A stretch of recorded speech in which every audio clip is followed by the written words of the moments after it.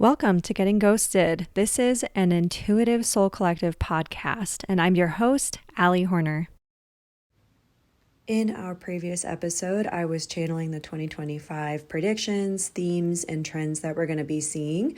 And as I was doing so, I noticed that the guides were bringing through information that goes beyond 2025 and into the full Age of Aquarius with our Pluto transit into Aquarius, which started in November and will continue for 20 years. So keep in mind, some of this information and some of the things you're going to hear about aren't going to all kick off in 2025. They may take a lot of time to unfold or to show themselves, while other things are already going on, and there will be even more happening soon in the future. Some of these things are going to happen quickly as well, and other things are going to unfold very slowly over time. So buckle in. We've got part 2. I hope that you enjoy. So yes, when it comes to business, we're going to see some interesting things. Now, in addition, along that line of creating our own businesses, we're going to see a rise in self-expression and in self-publishing. We've already started to see this, and I've been talking about it for a while. It's been coming through in readings for people for a while. If you've ever watched my TikTok live readings, I'm sure you've heard it, but there's so many people that have a book in them, or that have a guide in them, or have really great wisdom or knowledge. And the higher energies are calling for people to clear out any of that junk in the junk drawer and just start to use their voice and talk about their ideas, share their stories, share their wisdom, write their memoirs, whatever it is, write your poetry, write your song lyrics. And so again, with the higher energy coming forth in the spiritual awakening, we're going to see more and more people who have creative streaks and really, really open channels and open higher chakras. And there is going to be much, much more of this pouring forth of energy that, especially for those of you guys who get those really early morning wake ups sometimes, and you just have this knowing of, I just have to write, I just have to do this thing. That's going to be coming more and more. In addition, we're going to see this rise in a sense of personal autonomy and authority, along with a need for collaboration. So like we saw on TikTok, there's so many individual authors who, pitched to publishing houses and agents and whatever, and everyone turned them down. So they crowdfunded and or sold their books on TikTok, and they went like gangbusters, and suddenly their book is being ordered by Barnes and Noble and put it on the book talk tables at Barnes and Noble. So it's been a really, really cool thing to see. And so TikTok is not going to be the only place that we're going to see that.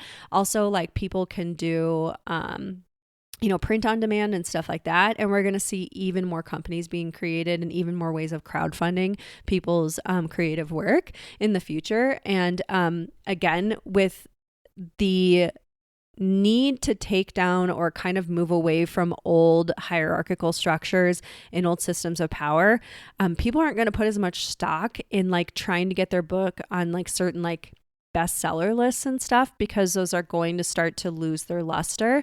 It's all going to be about the social networks and really that kind of like organic marketing that will come from social networking in the future. We're always also going to see this across, like, I believe, music and entertainment and some other industries as well. Something else I want to mention in terms of all of the self-expression and self-publishing and people kind of finding their own way where they're not having to go through, just all of the power structures that exist. This is going to create a lot more inner healing.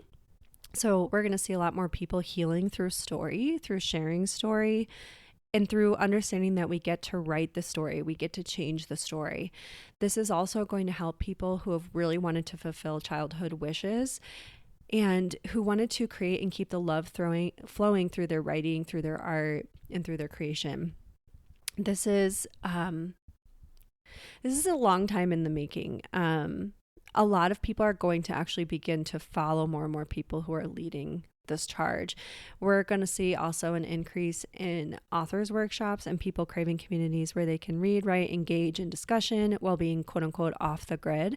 So more and more people are going to find that their channels again operate much better when they're not overwhelmed by technology or in very, very busy environments.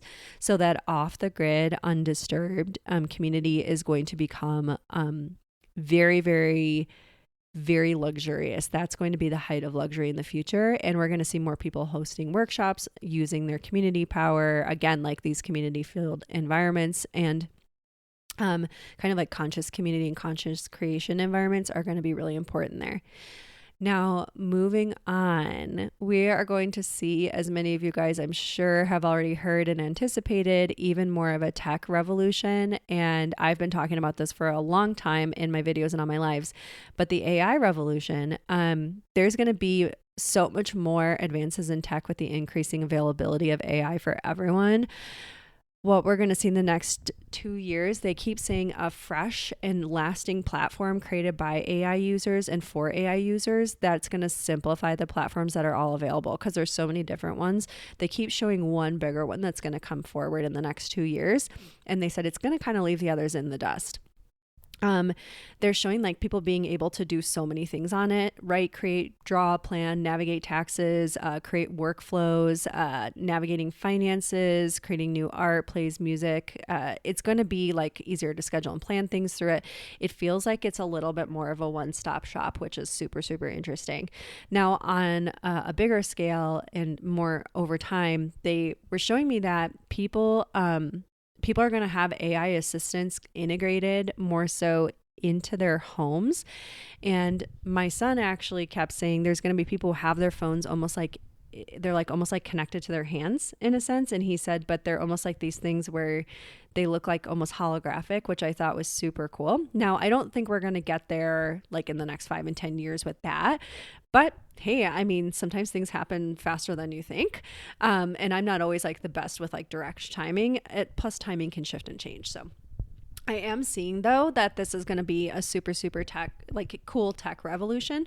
Now, a lot of people are going to be, I think, a little bit nervous about it. And I do see there being, drawbacks to it. And I see there being a lot of benefits to it. They were more focused on the benefits. Doesn't mean there won't be negatives to it. Doesn't mean we're Pollyannaing here.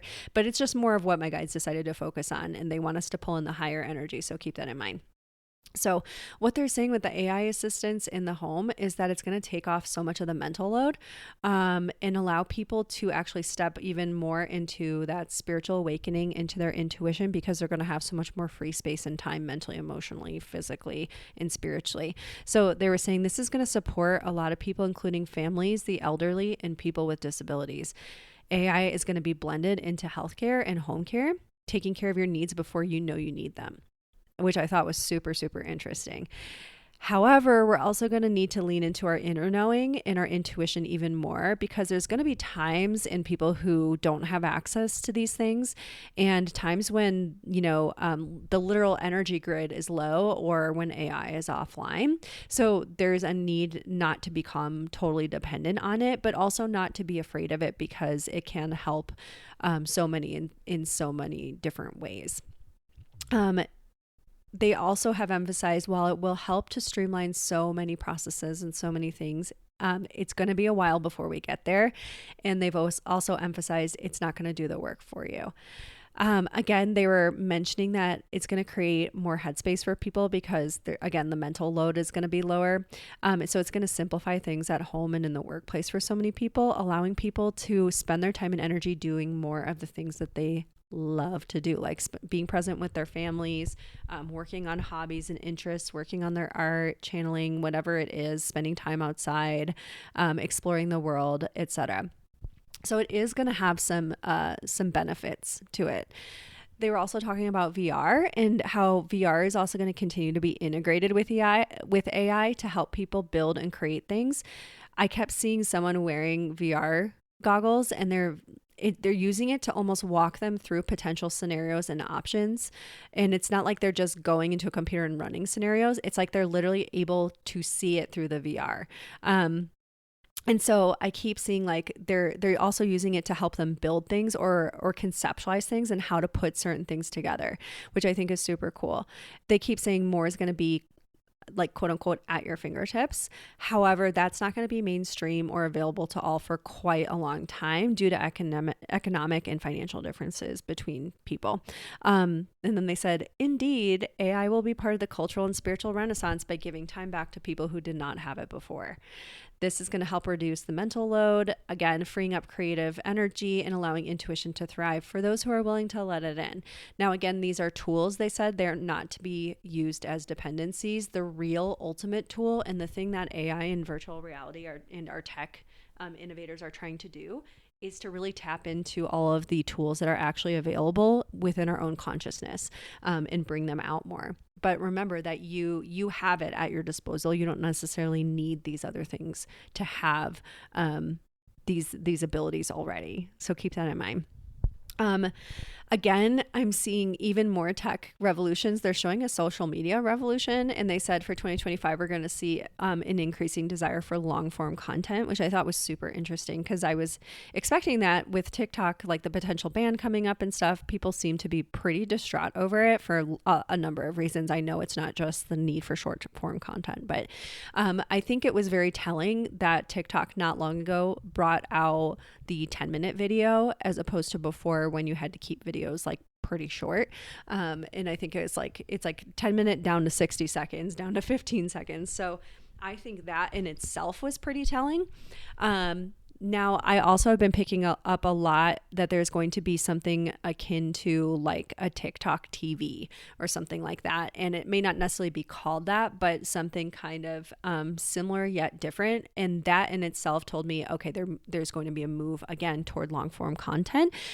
Again, I don't think that's all there's going to be. There will still be people who want short form for quite a while. And there are certain people who that just works better for their brains and they like that more. Or there are certain subjects where they're like, I don't want to watch some long thing on woodworking. I just want to get the nuts and bolts of it. Give me show me the short video.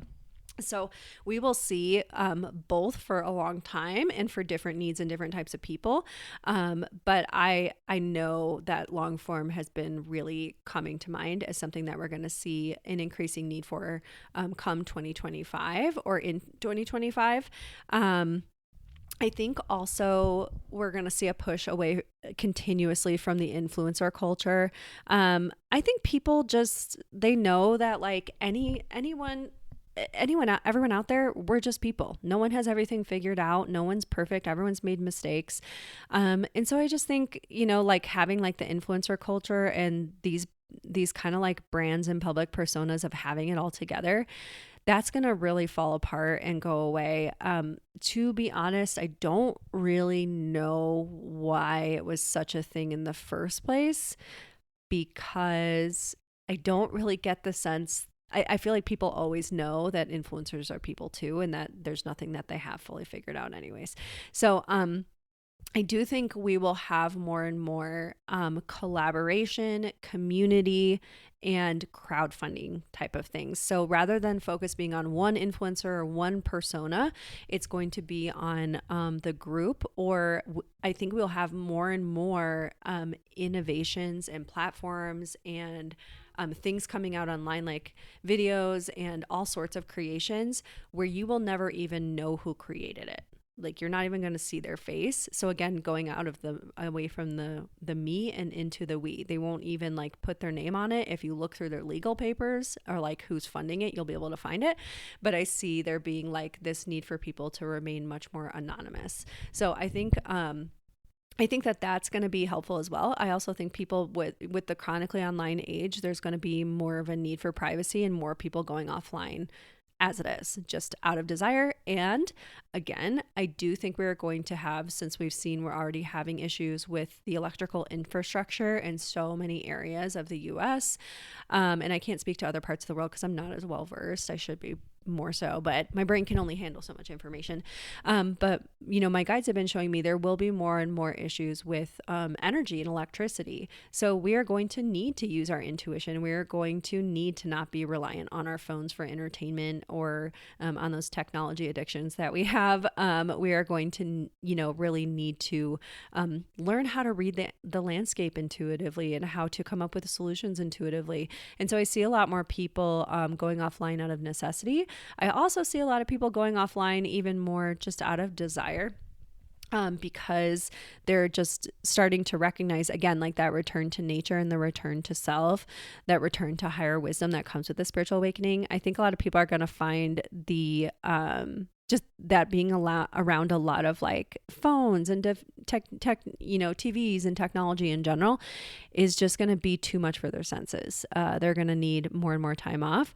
Also, I feel it's going to be overwhelming for some and underwhelming for some. So I see a lot of people just not really wanting to keep up with it, while others are going to be gung-ho about all the tech revolutions.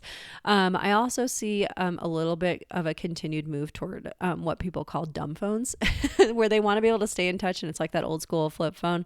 They don't want to, people to be able to find their location. They don't want, apps on their phone. They just are like, hey, I'm here if you need to reach me, here's my phone number, which I think is super interesting and pretty cool. Again, my guys are over here winking because with the rise in telepathy, I don't know, I don't know that we will be there anytime soon, but I do get the sense of people being able to telepathically communicate and not always needing to have the phone in the future. Now, I don't think that's all going to happen in 2025. Absolutely not. But we do know that there are certain people that they just know. I also, again, see a need for ethical practice with telepathy. And I think there's going to be a lot of learning curves with that one. Now, something else that I was talking about earlier are circular business structures. So we're going to be moving away from the hierarchical business structures. Will they all go away right away? No. But, with the Age of Aquarius sitting here, a lot of people and a lot of the energy is calling for the end of the old power structures, where it was like everyone making money for a handful of people, and this handful of people has all the power over everything. We're going to move out of that more and more. It's going to take time, but I feel like a lot of the changes are slow and then slow and fast and then slow. So it's like you're rolling up on that roller coaster and you're just kind of hanging in there, and it's slowly cranking up toward the top right before that first big drop, and you're just waiting in anticipation, but it feels very slow, and all of a sudden you are over the hump and zooming down that first drop. So that's what I keep seeing in terms of the time of a lot of these things unfolding. That's how it's going to feel, is like very slow and tedious, and we're just building, and then all of a sudden, bam, here we go, sudden change. So with these companies of the future, again, I see much more of a circular model. And when I saw this years ago, I didn't really understand what I was seeing. And all I understood was I saw everyone in these businesses getting an equal piece of the pie, regardless of their title, and everyone seeing as equally important. And I didn't fully grasp that, or how that could be, outside of the structures that I already was aware of. But when crowdfunding started to become much more popular over the last 10 years, it started to make a lot more sense to me. I don't think it's just going to be businesses. I think it is going to be places, spaces, apps, so much more. I feel this huge cultural revolution again, where we're wanting to dismantle hierarchy and authoritarian or any type of authority type of systems. I feel like people are going to see the increased value in putting many heads together and finding people who have the same shared vision. I also see more and more new and novel ways of running things and thinking about things. And in time, I think we're going to see this impact insurance, health, financial systems, the arts, tech, grocery stores. I mean, my parents in their town, they have a co-op run business, grocery store, bookstores, libraries, all sorts of things, and more. And we'll see even more with events and other things. So keep in mind, there's going to be pushback from the people who want to continue to make billions off of the larger population. So we should expect to see some who are afraid of this change and who want to control and who are not ready to move forward toward a different future. And there's definitely going to be push-pull. And my guides always say that's part and parcel of your world. So, this is also going to require revolution from the people. Can we let go of our ego enough to participate in something created by all for all?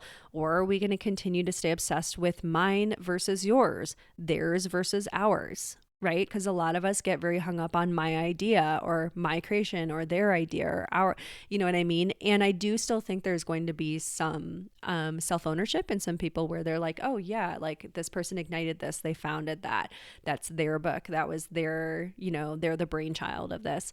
However, again, we're going to move more and more into this community and crowdfunded type of thing.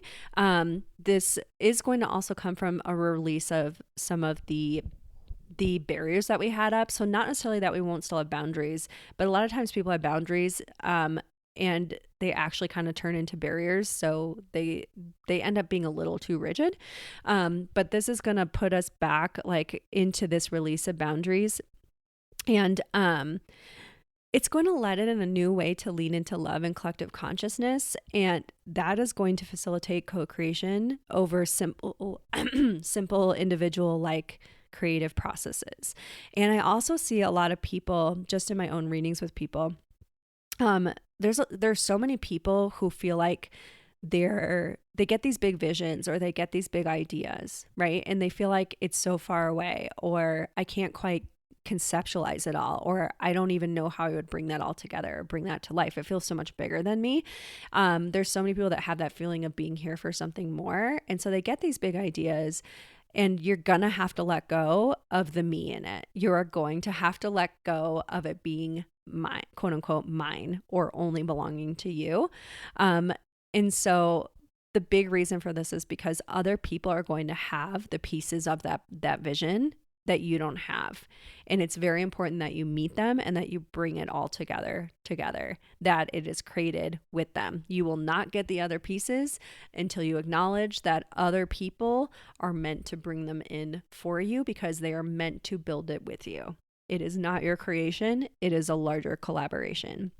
And so this is going to require a lot of pulling at the ego and kind of undoing some outdated beliefs and ways of thinking that many of us were like heavily indoctrinated into. You know, we were taught to think these ways. So this is going to be, there's definitely going to be like, if you feel your ego kicking up around it or getting a little like grouchy over it, that's okay. You know, these changes are going to take time. But that's what's going on, is we're moving toward community collaboration and co-creation. And so because they're paramount for growth, change, prosperity, happiness, success, higher ideas, etc. Like most of us don't know what we don't know. We're not going to come up with higher ideas or better ideas or innovations unless we're all coming together in it. Which brings me to the next point, which is that like when we bring groups of people together, the energy, especially when we're all like in a higher energy state and we get into creative flow, and you're using your meditative properties and lifting, like very literally lifting the energy, you can start to have so much more come through than you might have been able to have come through on your own. So we're also going to see this fuel creative projects, yes, but we're also going to see more of an understanding of collective manifesting, because right now so much of the world that talks about law of attraction manifesting, they talk about it on an individual basis, and then they wonder why a lot of their manifestations don't happen. But it's really because there's individual co-creating, and then there's collective creating. And so it's much, much, much different, I think, than so many of us know or are taught. And we're going to be talking about that in Manifest Fest, which will start on January 27th, by the way, in my membership group. So go and join us there. But the collective manifesting is all about learning about collective purpose and how to work with larger groupings of energy and how we need to come together with collective shared intent.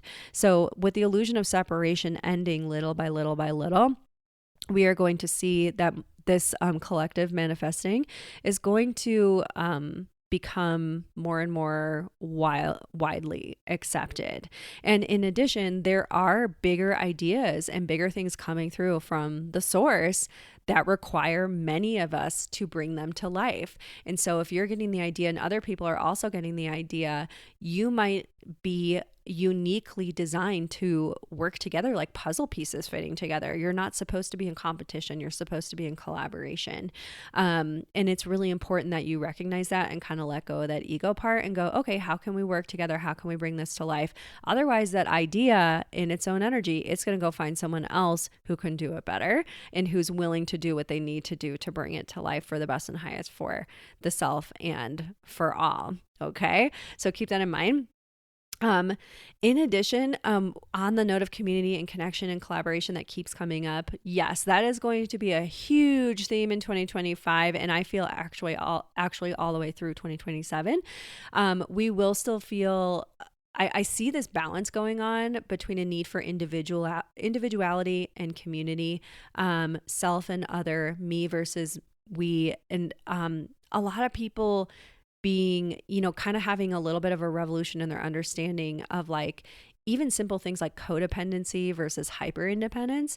I feel we're going to create a little bit more of a balance, but you're going to have moments over this next year where you really want to be hyper independent. And you're like, no, I just need to do my own thing. I need to be alone. I need to clear my energy, etc. And you're going to have moments where you want to pull back into the codependency, whether it's with, certain family members, hyper dependency on a partner, or needing to have a mate or a spouse or whatever. We're going to find that balance and interconnectedness. And so you need to find where you are really feeling the highest and best path is, and it might require that you challenge yourself a little bit, okay? But it's really about creating that balance so that we can actually bring together higher purpose.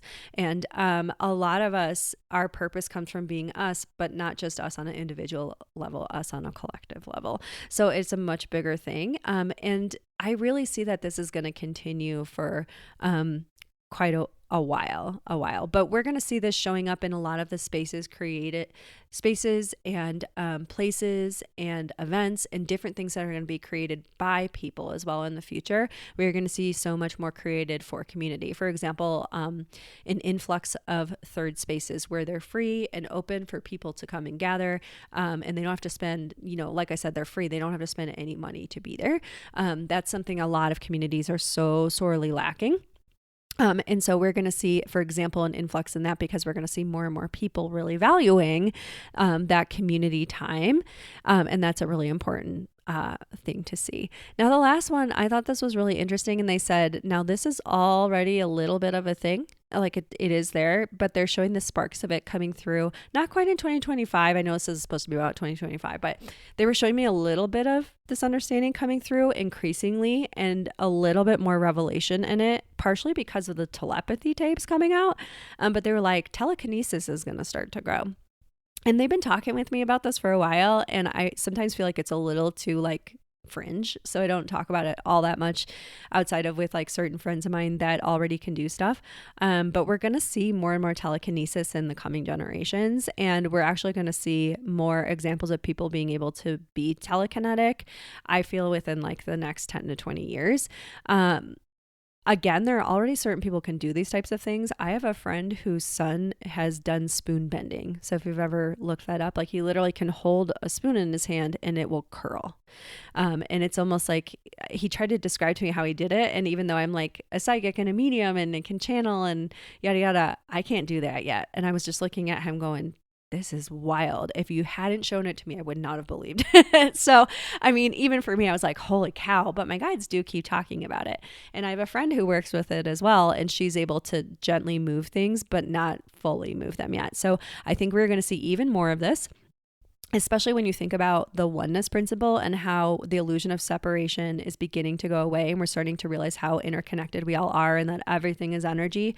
And so if everything is energy, and if we can have telepathy and pick up someone's thoughts and like pick up what they're doing on the other side of the world and etc., if we have these really strong intuitions and mediumship abilities and ability to manifest, and we have so many visualizing and focusing and practicing the thought of what you want and how you're going to feel when you get there, and yada, yada, practice it as though it's existing now. I mean, if we believe we can do so much with our thought and our conscious mind, why would we not be able to move something with it? I mean, isn't that what manifestation actually is? Like the bringing forth of things that you want into your reality or toward you in your reality. So why would we not be able to do it with things that are already sitting in our environment? Does that kind of make sense? When my guides explained it to me like that, I was like, oh, well, that makes sense. Actually, that sounds a lot more logical. And so anyways, this is a really interesting thing for me, to just, I'm interested to see what's going to come with it. And I'm sure, what tends to happen for me is I pick up things really far out, like large overarching themes like this. And, then I start to, as we get closer and closer to them, coming to life. I pick up even more detail the closer we get. And I'm excited to pick up more in that. I'm really, really curious about it. And I'm curious about other things that are going to be bigger and stronger in terms of different skills and abilities. But that one, they keep saying it's going to take a little bit more time, but we will see more and more of it. And then something they mentioned to me was I had read Autobiography of a Yogi several years back. And when I read it, I started to realize like there are some people who can already do this stuff. They're just in a different culture, so we don't know about them. Like in America, like they're in a different part of the world that is not on our news in America. We don't hear about what's going on in India. We don't hear about, Paramahansa Yogananda's life. So we wouldn't know what's going on over there. But there are things like this, like instant manifestation and telekinesis and things like that happening, which I thought was super interesting when I read the book, because he wrote it so long ago. And I was like, how is this still not been told to Americans? So anyways, we have to remember too, just because our culture hasn't shown us something doesn't mean it's not happening in another part of the world too, or that it's not happening at all. It just means it's not on our news, or it's not on TikTok yet, or it's not wherever yet. So keep that in mind. In addition, I just feel like this has been such an interesting channeling too. I'm really, really liking this. And I'm so glad that you guys are here to hear it as well. So I wanted to say thank you so much for listening. I do have some other themes that I will talk about in another episode, but, for today, my voice is getting a little bit tired just because I have yet another cold. So I think I am gonna wrap it up here. But I'm curious to see, what do you guys think of this stuff? What experiences have you had? What do you see coming? Feel free to email me. I'm spiritspeaker2022@gmail.com. Yes, I need to get an updated email. I know. I don't know why I didn't do spiritspeaker25 with that one. I think it might have been already taken with Gmail, but whatever. So you can also submit on the podcast page on my website. It's intuitivesoulcollective.com. And feel free to come and join us in the Patreon groups. We are talking about intuitive games, things we see coming. There's special channeled messages in there that aren't available anywhere else. We have Manifest Fest starting on the 27th. I'm going to do a workshop on finding your purpose with the guides. There's some workshops that have been uploaded in there on learning how to auto write, if that's something that's of interest to you, which by the way is how I put together the whole entire energy report for 2025 that I'm going to upload in the Patreon groups as well pretty soon. And then I will sell it as a little extra mini ebook for anyone outside of the groups. But the whole thing was auto writing. So I did some workshops as well in the Patreon group for those of you who are wanting to learn about that. So in addition, if TikTok does happen to go away, which I don't know that it will, but we'll see. If it does end up going away, I just wanted to let you know, I so appreciate everyone that's been following me on there. I know a lot of people who listen to the podcast have found me from TikTok, and I just want to say I love you guys, and I really, really appreciate that you've been following me on there. If it does stay, I'm Spirit Speaker 25, no periods, no dashes, no extra letters or numbers, nothing like that. And I'm Spirit Speaker 25 on YouTube, and I have 2 YouTube accounts. One is Spirit Speaker 25-2, so that I have a backup and a regular one just in case. And then I also have Spirit Speaker 25 on Instagram and on Blue Sky. I'm still kind of figuring out Blue Sky. And Neptune app, I believe I'm Spirit Speaker 25 on there too, when that all gets up and rolling, but we'll have to see what happens with that. But for the time being, I will have all of that. I also have a newsletter you can sign up for in my website, which will always be there. I always think, like different social media apps can go away at any time, as we've seen, but they're not going to take away a newsletter that you send out via like MailChimp. So if you want to keep getting updates and stuff like that, that's probably the best place to go. And then as usual, I have the Patreon group. So anyways, that was lengthy. I appreciate you guys listening. But feel free to reach out and let us know, what you think about the energy report, and what do you think about the upcoming themes? Is there anything else you have questions about? I will do a part 2 on this, where we will update on some more general themes and other things that the guides have to say about how to prepare for the upcoming energy in 2025. Yes, I know we're already in January, but they have more tips they want to give to us on how to work with the energy. So I will channel them on that for the next episode. Bye. Thank you all so much.